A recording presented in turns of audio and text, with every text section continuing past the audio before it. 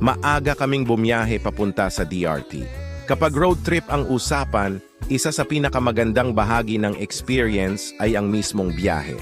Habang papalayo kami sa syudad, mapapansin mo agad na nagbabago ang paligid. Mula sa matataas na gusali at maraming sasakyan, unti-unti itong napapalitan ng mas maraming puno. Mas nagiging presko ang hangin, mas nagiging tahimik ang kapaligiran. Habang papalapit kami sa DRT, mas nagiging maganda ang tanawin sa paligid. Makikita mo ang mga bundok sa malayo, mga malalawak na kagubatan, at yung pakiramdam na parang unti-unti kang lumalayo sa stress ng syudad. Ito yung klase ng biyahe na kahit pagod ka sa trabaho buong linggo, parang nawawala ang pagod mo habang nasa daan.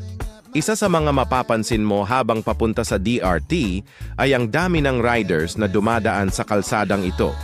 Hindi na rin ito nakakapagtaka dahil isa ito sa mga paboritong ruta ng mga mahilig sa motor.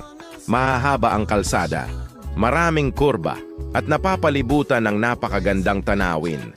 Habang bumibiyahe ka sa rutang ito, bawat liko ay may bagong view na makikita. Minsan bundok, minsan kagubatan, minsan naman ay malawak na tanawin ng kalikasan. At iyon ang dahilan kung bakit maraming riders ang paulit-ulit na bumabalik dito.